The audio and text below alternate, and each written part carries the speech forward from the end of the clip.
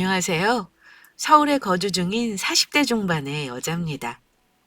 저는 회사를 퇴직하고 나서 현재 제 사업체를 운영하고 있어요. 내가 내 사업을 잘할 수 있을까라는 두려움에 미루고 미루던 사업을 시작하게 된 계기는 이혼 때문이었습니다. 참 희한하죠? 결혼 생활의 끝인 이혼을 계기로 제 인생의 제2막이 시작되었으니 말입니다.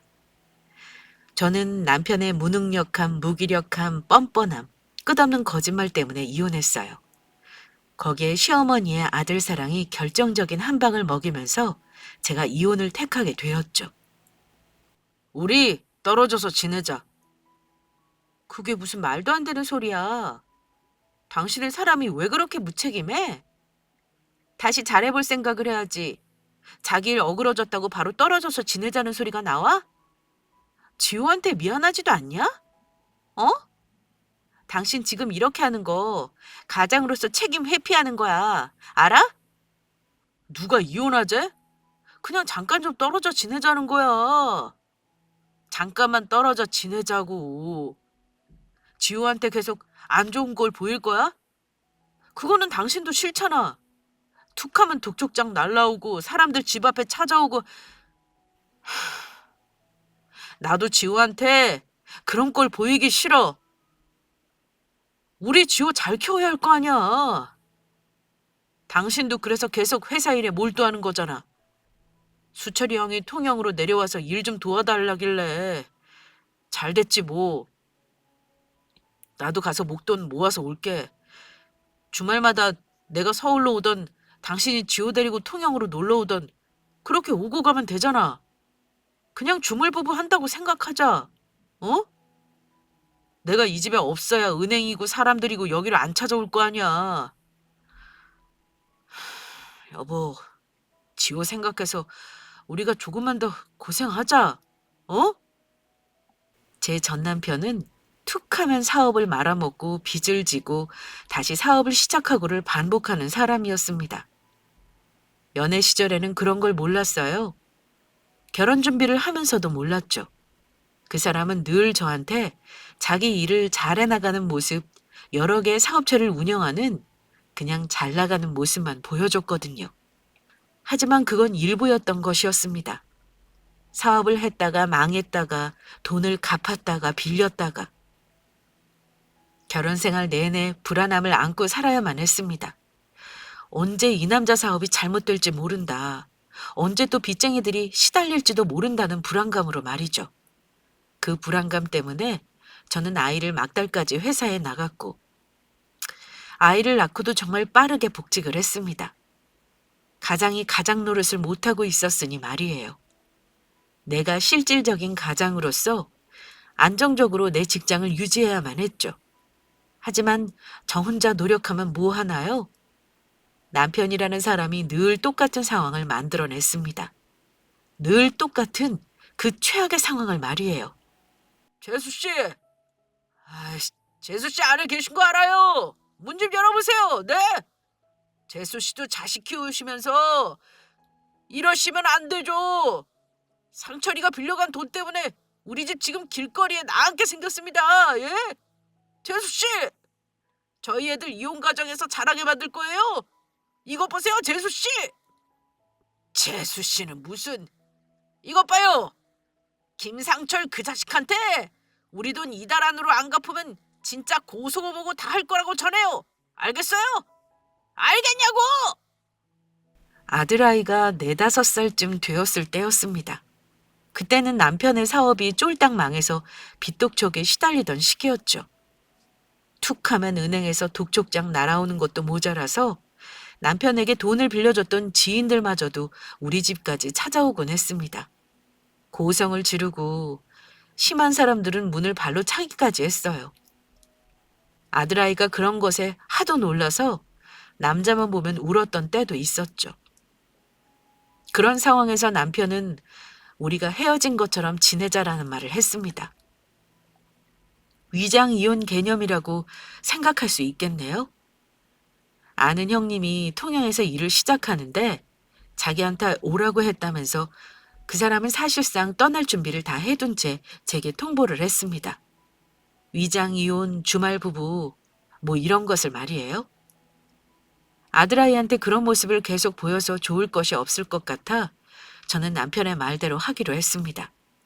그때부터 아들아이가 초등학교에 입학할 때까지 대략 3년에서 4년 가까이 저희는 주말 부부로 어찌 보면 위장 이혼을 하며 살아가는 부부로 지내게 되었죠. 아니, 지호 엄마, 이거는 너무 이기적이라는 생각 들지 않으세요? 한두 명도 아니고 지호 때문에 얼굴이며 팔에 상처 나서 말 나오는 애들이 많은데 이건 정말 아니잖아요. 처지 바꿔서 생각해봐요. 지호가 학교 가서 꼬집 펴오고 하면은 괜찮으시겠어요? 그리고 참관 수업 때 보니까 지호 혼자서 계속 앉았다 일어났다 하고 여기저기 돌아다니고 자꾸 지호 혼자서 수업 매 끊고 하던데 뭐 ADHD 그런 거 아니에요?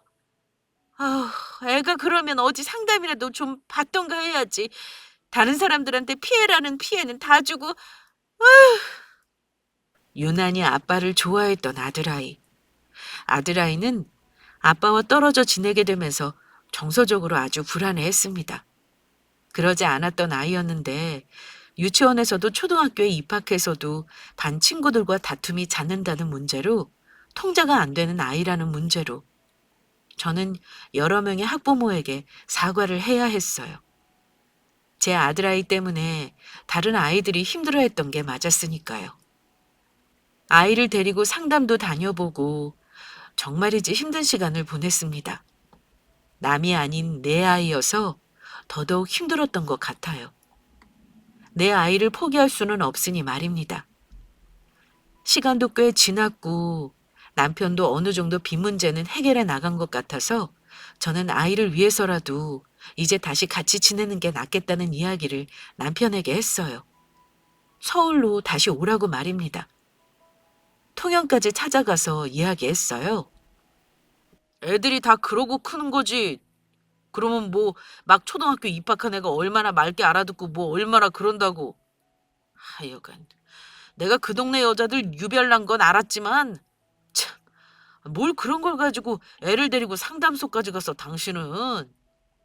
애들 엄마들이 유별난 게 아니라 그건 당연한 거야. 당신도 한번 처지 바꿔서 생각해봐. 유별나다는 말이 어디 쉽게 나오나. 지호 생각해서 이렇게 지내는데 이렇게 지내는 거 지호 위한 거 아닌 것 같아. 다시 서울로 올라와서 같이 지내.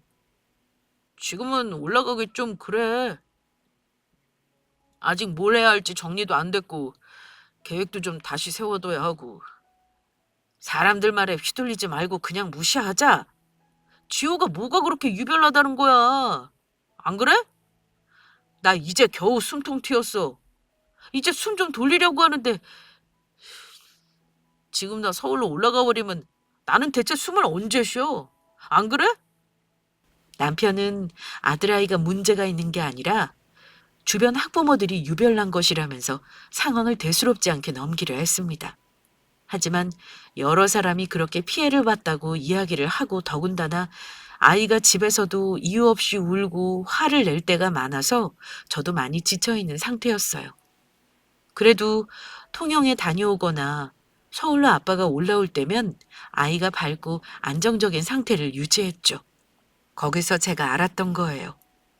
아이한테는 아빠의 부재가 불안감을 유발하고 있다는 사실을 말입니다. 그래서 남편한테 서울로 오라고 한 거였는데 그 사람은 자기도 이제 숨을 돌리기 시작했으니 좀 쉬면서 앞으로의 계획을 세우고 싶다고 했어요. 그러면서 자기한테 너무 압박하지 말라고 이야기를 했죠. 참 자기만 알고 자기만 가장 힘든 사람이었습니다. 그럼 나는 뭐 좋다고 편하게 지낸 줄 알아? 당신은 여기 혼자서 있지. 나는? 나는 눈 뜨자마자 지우 씻기고 먹이고 들고 뛰다시피 해서 학교 보내. 그리고 집으로 가? 아니야. 아닌 거 당신도 알잖아. 곧장 또 회사로 가서 온종일 일하고 지우 학교에서 전화 올 때도 있어. 그러면 나는 심장이 덜컹해서 또 죄인처럼 전화 붙잡고 있고 회사에서도 학교 눈치 보랴. 회사 눈치 보랴. 집 가면 집 들어와서는 지호랑 하루 종일 씨름하고 나는 그럼 언제 숨을 쉬니? 어? 일단은 지호 안정적으로 만들어주는 게 당신이랑 나랑 해야 할 일 아니야? 지호 저렇게 자꾸만 힘들어하고 학교에서 문제 일으키는 거, 그거 다 당신이랑 나 때문인 거야.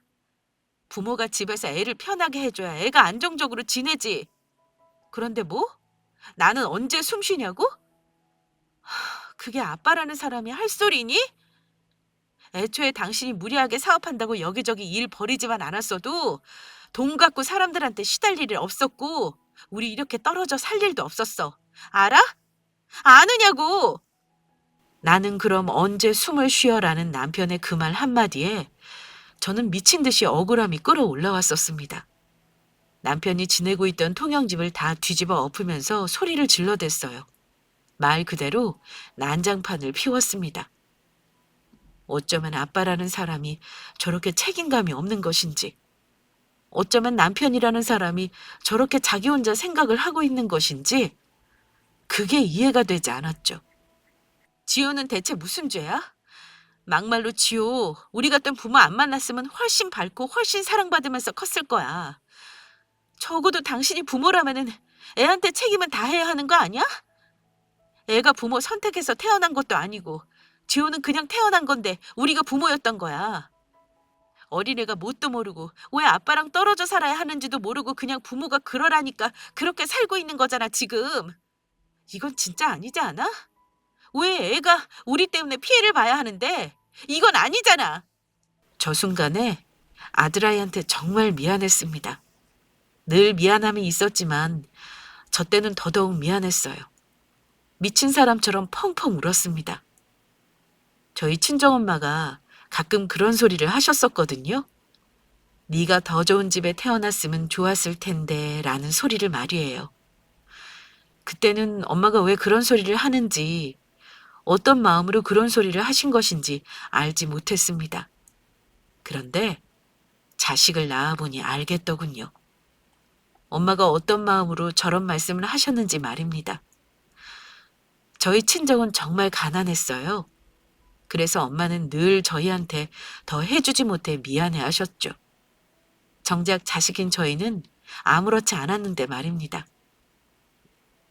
그런데 제가 아이를 낳고 보니 아이한테 그저 미안한 일만 늘어갔습니다. 자식을 낳아봐야 부모 마음 안다. 그 말이 맞아요.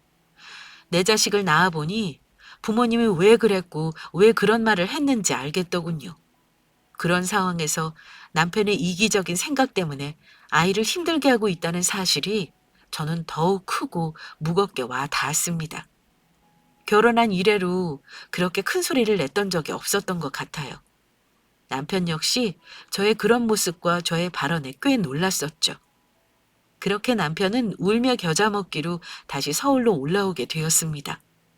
지금 생각해보면 그 사람은 아빠도 남편도 해서는 안 되는 사람이었습니다.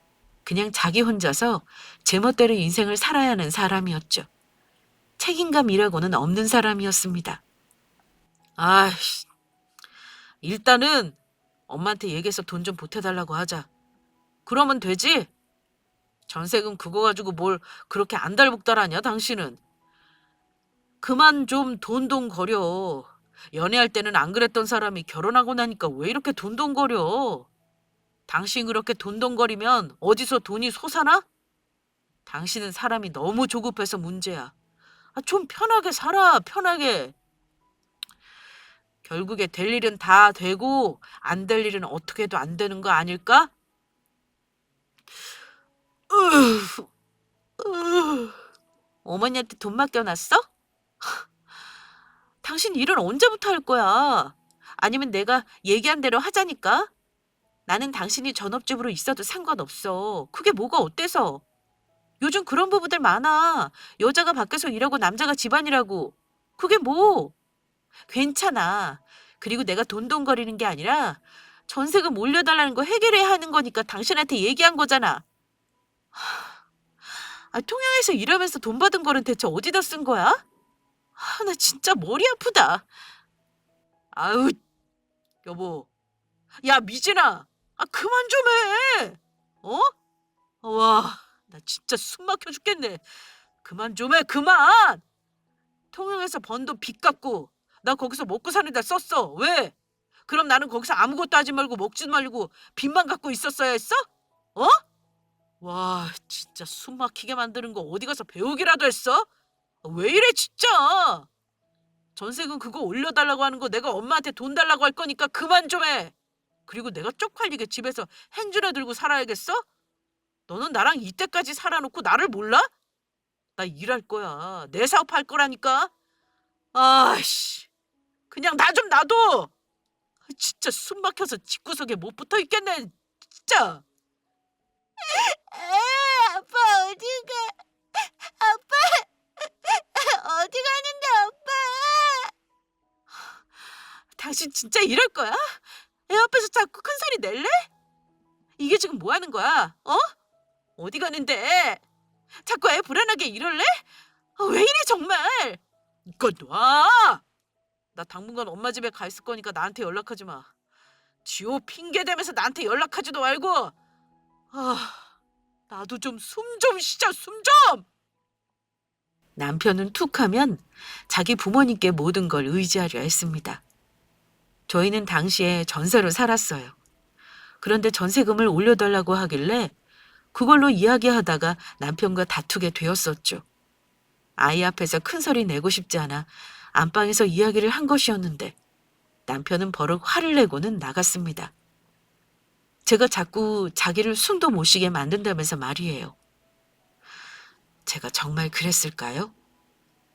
조금만 자기한테 책임감이 무겁게 느껴지거나 부담스럽다고 느껴지면 어디로든 도망치려고 하는 그 사람의 성격을 알고 있었기에 저는 늘 차분하고 좋게 좋게 이야기했습니다. 그런데 지켜보는 것도 하루 이틀이죠. 자기 일을 할 거다 말만 할 뿐 늘 집에서 놀고 먹는 남편을 보는 것도 저도 지쳤습니다. 그렇다고 집안일을 해두는 사람도 아니었어요. 그래서 제가 제안을 했었어요. 그냥 내가 바깥일을 할 테니 당신이 집안일을 하면서 아들아이도 잘 봐주고 하는 게 어떻겠냐고 말입니다. 그런데 그건 또 싫다고 저한테 버럭 화를 내고 그냥 악순환이었어요. 그런 상황에서도 제가 참고 지냈던 건 딱 한 가지뿐이었습니다. 아들아이가 아빠가 있다는 사실만으로도 안정감을 느끼고 생활한다는 것, 그거 한 가지뿐이었어요. 그런데 남편은 또다시 자기가 심적으로 힘들다고 느끼자 시어머니 댁으로 가버렸습니다. 아들아이는 엉엉 울면서 자기 아빠한테 매달렸고요. 남편은 아들이 매달리던 자기 부인이 이야기하던 다 필요 없다는 듯이 굴고는 휙 나가버렸습니다. 집안에는 또다시 아들아이와 저만 덩그러니 남게 되었죠. 너는 네 남편 길을 그렇게 죽이고 싶으냐? 내가 참... 아휴, 너희는 어떻게 조용히 살지를 못하니? 응? 상철이가 어련히 알아서 할까?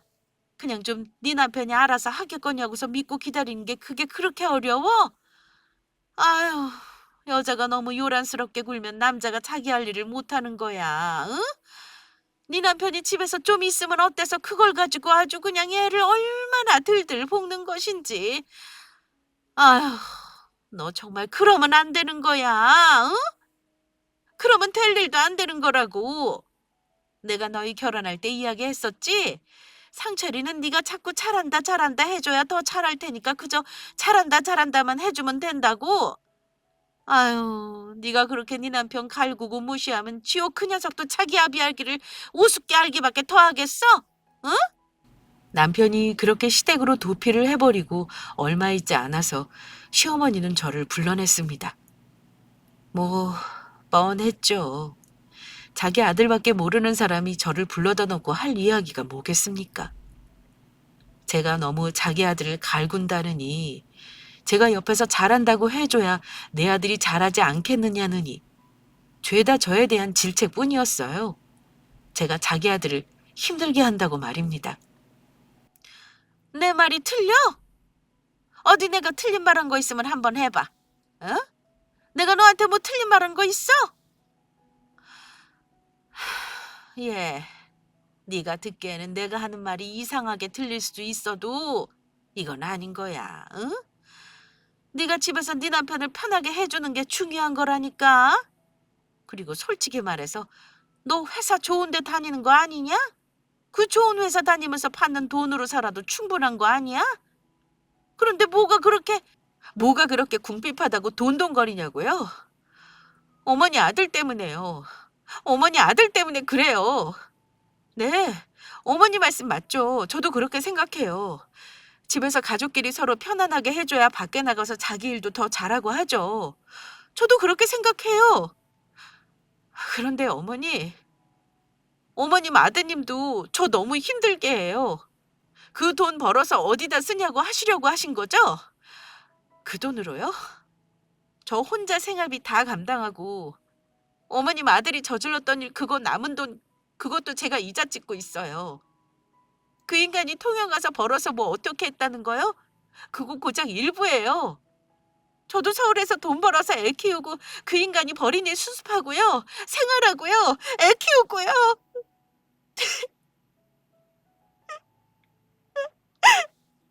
제가 뭐 기운이 남아돌아서 그 사람한테 잔소리하고 쓴소리했던 줄 아세요? 저도 그러기 싫어요. 저도 힘들고 기운 없어요. 집에 들어와서 다른 여자들처럼 남편한테 이런저런 일이 있었다고 얘기도 하면서 위로도 받고 싶고요. 저라고 뭐 그런 소리 하고 싶어서 하는 줄 아세요? 아이고. 그래서 내가 이번에 너희 전세금 그거 돈 줬어, 안 줬어? 줬잖아. 돈 줬으면 해결된 건데 뭐를 그거 가지고 위로를 받네 못 받네 소리까지 하고 있어. 그 전세금 제가 말씀드렸을 때는 어머니 제가 하는 말 애초에 듣지도 않으셨잖아요. 니들 일은 너희가 알아서 해라라고 하셔놓고 그 사람이 어머니께 가서 말씀드리니까 바로 도와주셨죠? 저 그것도 너무 서운해요. 제가 서운해하는 게 이상한 거예요? 그리고요, 어머니, 그 사람이 하는 행동이 아빠로서 좋은 행동이에요? 자기 힘들다고 휙 나가버리고 통영에서 올라올 때도 자기 숨 못 쉰다고 징징거리고 그거 안 좋은 거면 어머님이 쓴소리를 해주시는 게 맞는 거 아니에요? 그런데 저한테 지금 뭐라고 하신다고요? 이게 지금 맞는 상황이에요? 전세금. 전세금이 올라서 해결해야 했던 건 저 사건이 벌어지기 전부터였습니다. 남편이 통영에서 있었을 때였죠. 저는 이미 시어머니한테 도움을 청했었습니다. 그런데 그때 시어머니는 너희 일 너희가 알아서 해라라고 딱 선을 그어버렸었어요. 제가 이야기를 했을 땐 말입니다. 그런데 저 당시에 자기 아들이 가서 이야기하니 바로 돈을 주더라고요. 자기 아들이 죽겠다고 하니까 말입니다. 그리고서는 저를 불러내서 왜 자기 아들을 들들 볶냐고 뭐라고 한 거였어요. 그러니 제가 열불이 터지지 않고 배기겠어요? 그렇잖아요. 저는 전날 할 말 다 했습니다. 저런 상황까지 갔었는데 가정생활이 제대로 굴러갔을 리가요. 전세금을 해결하고 집에 돌아와서도 얼마 안 있다가 자기 힘듦을 휙 나가버리고 다시 들어왔다가 휙 나가버리고 그런 생활이 반복되었습니다. 나중에 가서는 아들아이도 아빠의 부재가 익숙해진 것인지 아무렇지 않아 하더라고요. 아무렇지 않은 게 아니었겠죠. 아들아이도 체념한 것은 아니었을까 싶습니다. 그게 지금도 너무 마음이 아파요. 어린아이가 체념하는 걸 너무 빨리 배운 건 아닌가 싶어서 말입니다. 지금까지 해주신 말씀을 들어보면은 남편분께서 실질적인 가정의 역할도 피하신 게 되는 거고 양육자로서의 태도도 네, 뭐 일단 지금 말씀해 주신 상황으로 봤을 때는 양육권 문제에서도 부인께서 가져오시는 게 지장은 없을 것 같습니다. 그러면 제 동생이 양육권을 가져오게 되면은 양육비를 받을 수 있는 거잖아요. 이야기 들으셔서 다 아시겠지만 그 인간이 책임감도 없고 보나마나 양육비 없다 배째라 할 인간이거든요. 그런데 제 동생 시어머니 쪽은 그래도 돈이 좀 있어요. 그럼 나중에 애아빠가 양육비 지급 제대로 안 했을 때 시어머니 쪽에도 요구할 수 있는 건가요? 법적으로 뭐 그런 거 집행할 수 있는 게 있어요? 결국 저는 남편과의 이혼을 생각하게 되었습니다. 시댁 식구들은 물론이고 남편도 모르게 혼자서 이혼을 준비하기 시작했어요. 혼자서는 도저히 그 모든 걸 감당할 기운이 없어서 친정 언니에게 도움을 요청해 함께 알아보기 시작했어요. 그 상황에서도 남편은 자기 힘들다고 집을 나가 있던 상황이었고요. 여기저기 변호사 사무실을 돌아다니면서 제가 해왔던 결혼 생활에 관해 이야기하고 아들아이가 힘들었던 점을 지켜본 것들에 관하여 이야기를 하고 아들아이를 데리고 상담 다녔던 내용을 이야기하고 양육권, 재산 분할, 위자료에 관해 이야기하면서 저는 더욱 지쳐가기 시작했습니다. 이게 대체 뭐 하는 짓인가 싶었어요. 결혼한 자체를 후회하게 되는 시간이었죠. 그러면서 아들아이한테는 끝없는 죄책감을 느끼는 시간이었습니다. 아마 이 사연을 들으시는 분 중에 저와 같은 과정을 겪으신 분들이 계신다면 제가 어떤 마음이었을지 누구보다도 잘 공감하시겠죠? 부모로서, 엄마로서 자식한테 평생 가도 못 갚을 죄를 짓는 선택같이 느껴졌습니다. 이혼이라는 게 말이에요. 당신 한 1,000만 원 정도 여윳돈 있어? 그게 이번에 투자 쪽으로 좋은 기회를 하나 제안받아서 말이야. 그쪽 얘기 들어보니까 꽤 전망도 있는 회사인데 거기서 코인을 상장한다고 하길래 내가 아는 후배가 있는데 걔가 이번에 그쪽 윗선이랑 같이 일을 한다고 하더라고. 코인 상장하면 어차피 후배놈 쪽이 세력이니까 거기서 알려주는 타이밍에 맞게 코인 샀다가 팔고 뭐 그렇게 올해 내내 하기만 하면 돈은 금방 불릴 것 같아서 말이야. 제가 어디를 가고 무엇을 알아보고 다니는지 까맣게 모르고 있던 남편은 제게 1,000만 원 정도 여윳돈을 가지고 있냐고 연락을 해왔습니다. 자기가 아는 후배한테서 들은 좋은 투자 정보라고 말이에요. 타이밍도 참 기가 막히게 잡고서 연락해왔죠. 누구는 자기의 무능력함, 무기력함, 무책임 때문에 이혼을 생각하고 있는데 자기는 그 와중에 저한테 투자할 돈 좀 있냐고 연락을 하다니 말이에요. 그 인간 말하는 걸 듣고 있자니 목덜미가 뻐근해져서 아무 말도 하지 않고 그냥 그저 그렇게 수화기만 들고 있었습니다. 할 말이 너무 많아서 오히려 말을 할 수가 없었죠. 말문이 막혀서 말입니다. 여보세요? 내 말 듣고 있는 거야? 어, 듣고 있어. 듣고 있으면 듣고 있다고 좀 귀척이라도 좀 해. 당신이 듣기에는 내가 하는 말이 또 터무니없고 대책 없이 들릴 수도 있겠지. 그런데 이거 진짜 기회야. 미진아, 나도 당신처럼 우리 지호 잘 키우고 싶어. 다른 아빠들처럼 척척 우리 지호가 뭐 사달라고 하면 사주고 좋은 차에 지호 태워서 학교 앞에 딱 내려다주고 나도 그러고 싶어서 이러는 거야. 당신만 지호 잘 키우고 싶어하고 당신만 우리 가정을 지키려고 하는 게 아니라니까. 이번에 투자만 잘 되면 당신이나 나나 불로소득 인생 살 수 있는 거야. 우리가 돈 문제만 아니면 싸울 일이 있을 것 같아? 당신이나 나나 지금 우리가 여유가 없으니까 별것도 아닌 일로 자꾸만 부딪히게 되는 거라고. 당신 통영까지 내려서 나 끌고 서울로 온 이유가 뭐야? 지호가 아빠 없으면 불안정해하니까 이건 아니다 싶어서 온 거 아니야? 그런데 지금 우리 지내는 꼴을 봐봐. 서울에 있다 뿐이지 그때랑 다를 게 뭐가 있냐고? 안 그래? 당신 여윳돈 없으면 처형한테 어떻게 부탁 좀 해볼 수 없을까? 처형네 이번에 집도 샀다면서. 그럼 어느 정도 여윳돈 있다는 거잖아. 청산유수. 말은 참 잘합니다. 그 사람은 뭐가 문제인지 전혀 잘못 짚고 있었죠. 제가 그 사람하고 부딪히는 이유는 돈 때문이 아니었습니다. 그 인간의 무책임한 태도, 무기력한 모습, 약속을 어기는 그런 모습에 너무 실망하고 부모로서 좋지 않은 태도를 보였기에 그걸로 부딪힌 것이었는데 그 인간은 그저 제가 돈 벌어오는 남편이라는 걸 내세워서 자기와 부딪히는 거라고 이야기하고 있었죠. 돈이 좀 없으면 어떤가요? 가족끼리 사이만 좋다면 돈이 없어도 얼마든지 하하호호 웃으며 지낼 수 있습니다. 적어도 제가 자라온 우리 가족은 그랬어요. 남편이라는 인간이, 애아빠라는 인간이 저런 뜬구름 잡는 소리를 하면서 인생은 한 방이네, 불로소득을 할 수 있네, 뭐 그런 소리를 하는데 제가 무슨 할 말이 있겠습니까? 그저 헛웃음만 내쉬었어요. 우리가 싸우는 게 정말 돈 때문인 것 같아? 여태껏 돈 때문에 당신이랑 나랑 싸운다고 생각한 거야? 진짜 내가 할 말이 없다. 할 말이 없어. 당신 말대로 내가 당신 돈 못 벌어서 당신이랑 싸우고 산 거였으면 진작에 헤어졌지. 그렇게 생각하지 않아? 당신 나랑 결혼하고 나서 사업 말아먹은 게 하루 이틀이야? 그렇잖아. 당신이 겨우 그 정도밖에 생각 못해서 나랑 싸우는 거야? 당신은 뭐가 중요한지 몰라.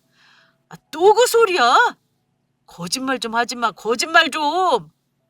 당신이 내가 돈 못 벌어오는 게 내가 무기력한 게 마음에 안 들어서 나랑 계속 부딪히는 거잖아.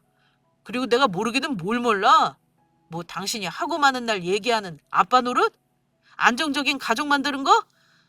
아이고, 대한민국에서 그렇게 사는 사람들이 몇이나 될 것 같아?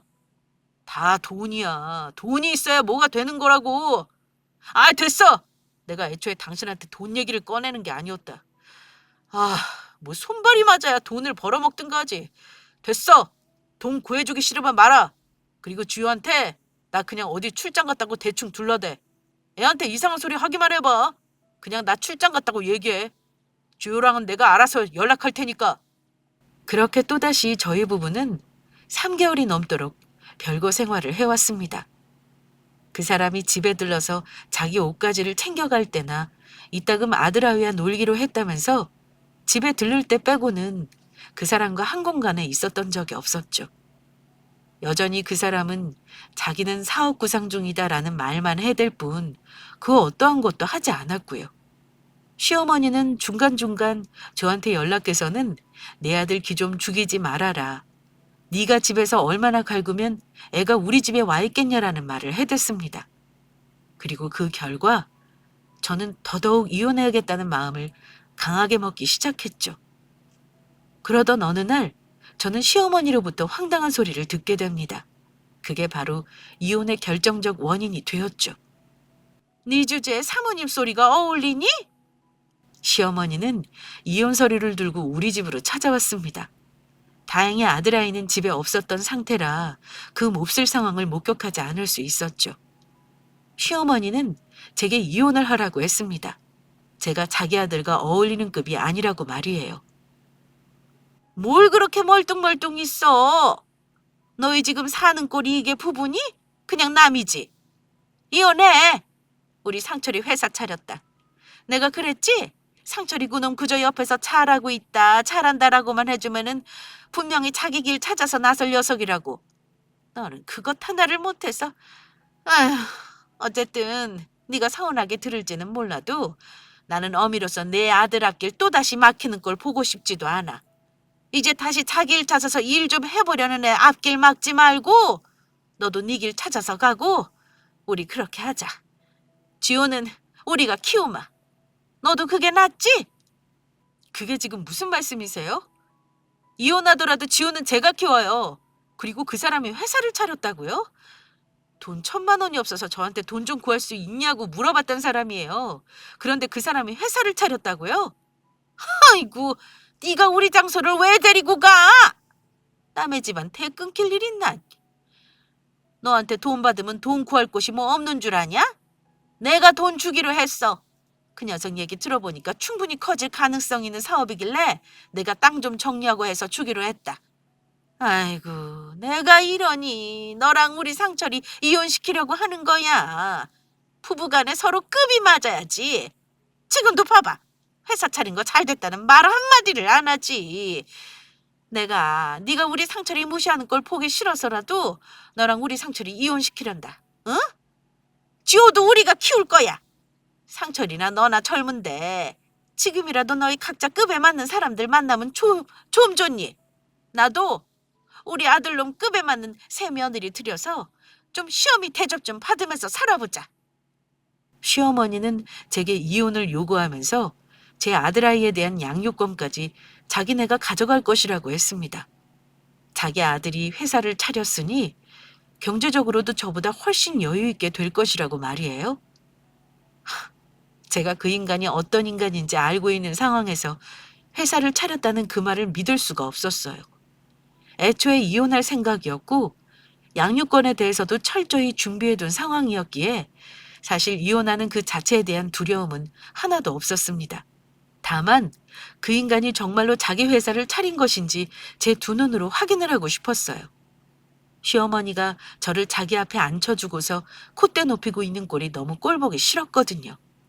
저는 급하게 회사를 조퇴하고 시어머니를 따라 그놈이 차렸다는 회사의 위치로 향했습니다. 제가 남편까지 있는 자리에서 이혼 도장을 찍겠다고 했거든요. 시어머니는 그런 말을 하는 저를 가소롭다는 듯 바라보며 앞장서서 나섰죠. 너 이게 대체 뭐냐? 아들, 이게 뭐야? 이게 회사 맞는 거야? 엄마, 뭐야? 당신이 엄마랑 여기를 왜 같이 왔어? 일단 나가자. 나가서 얘기해. 어딜 나가? 이거 뭐야?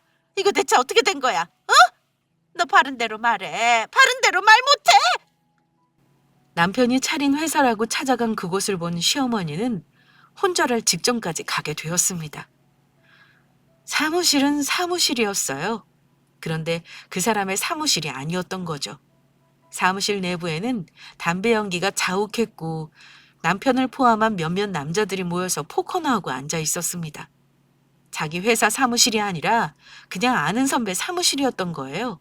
저는 역시나 하는 생각에 그 인간을 그저 한심하게 바라보고 있었죠. 그 와중에 그 인간은 자기 엄마한테 머리채를 잡히고 있었고요. 너 이게 어떻게 된 거야? 사무실 컴퓨터 들여야 한다고 해서 나한테 가져간 돈으로 뭐 했어? 너 니네 회사 차렸다고 한 거 그거 엄마한테 거짓말한 거야? 너 그럼 보증금 한다고 가져간 돈으로는 뭐 했어? 뭐 했냐고? 엄마 진짜 좀 하고 아프다고 말을 할 수 있게 해줘야 놔줘야 내가 말을 할 거 아니야 엄마. 야 미철아 여보 엄마 좀 말려봐. 남편은 자기 엄마한테 거짓말을 한 것이었습니다. 자기 엄마가 가진 재산을 빼돌려서 저한테 말했던 그 코인의 돈을 왕창 넣으려고 한 것이었어요. 그놈의 불로소득에 눈이 멀어서 말입니다.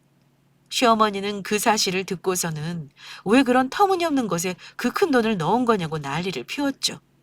그나마 다행인 건 땅을 팔기 전에 알아서 시어머니가 자기의 재산 중 일부를 지켰다는 것이었습니다. 자기 아들이 회사를 차린 게 아니라는 걸 알고 나자 시어머니의 태도는 또다시 바뀌었어요. 그날 저 자리에서 저는 이혼할 거라는 사실을 알린 뒤 아들아이와 함께 친정 근처로 이사를 한 상황이었죠. 시어머니는 매일매일 오다시피 우리 집에 찾아와 저를 설득하려 했습니다. 동정을 유발해서 말이에요. 미진아, 너 이렇게 이혼하면 나는 어떡하냐? 응? 상철이 그놈 그거 내가 정신 제대로 차리게 단단히 혼냈어. 응? 그놈 그거 너랑 우리 지우한테 미안해서 어찌할 줄 모르고 있다니까. 아유, 그놈 그거 지금 이혼하면 누가 걷어가겠니? 내가 너희 이혼 무르고 재결합하면은 땅이고 뭐고 다 네 앞으로 넘겨줄게. 응? 어머니, 저 땅이고 뭐고 다 필요 없어요. 어머님 말씀대로 저는 그냥 제 급에 맞게 살려고요. 제 급으로는 그 사람 같은 남자랑 같이 살 수가 없어요. 그 인간이 제가 감당하기는 너무 철딱서니가 없어요. 그거 어머님도 아시잖아요. 그런 와중에 땅이고 뭐고 그런 게 다 무슨 소용이 있겠어요? 저는 우리 지우한테 더는 못 볼 꼴 보이고 싶지도 않고 더 이상 애 불안하게 만들고 싶지 않아요. 앞으로는 저 더 찾아오지 마세요. 땅을 주든 집을 주든 이미 저는 그 인간과 이혼하기로 마음먹은 상황이었기에 시어머니의 어떤 말에도 넘어가지 않았습니다. 시어머니가 제게 이혼을 이야기하기 전부터 이혼에 대한 준비를 해왔던 저였기에 저는 양육권을 가져올 수 있었고 재산 분할 위자료 역시 제가 계획했던 대로 받아낼 수 있었어요. 그래도 아들아이의 아빠이기에 현재 아들과 그 사람이 주말마다 볼 수 있도록 하고 있습니다. 그 사람은 아들아이를 집에 데려다 주면서 저한테 주라고 선물이나 편지를 보내기도 하는데 소 잃고 외양간 고치는 거죠. 인제 와서 그러면 뭐 하나요? 안 그런가요? 그 사람은 아들아이의 아빠일 뿐 저한테는 더 어떠한 존재도 아닙니다. 제 사업을 하면서 아들아이한테 부족한 것 없이 해줄 수 있는 지금이 저는 그저 좋거든요. 두 번 다시 그 인간과 살았던 시절의 불안감과 답답함을 느끼고 싶지 않은 저입니다. 저 이혼하기를 잘했죠? 분명 잘한 이혼인데도 나와 그 사람 선택으로 아이에게 상처를 준 것은 아닌지 가끔, 아주 가끔 죄책감이 몰려와 힘이 드네요. 그래도 잘한 이혼이라고 응원 좀 부탁드려도 될까요? 엄마로서 강인하게 살아가는데 힘이 필요해서 말이에요. 그럼 저는 여러분의 응원을 기다리며 이만 글을 마칩니다. 이야기 들어주셔서 감사합니다.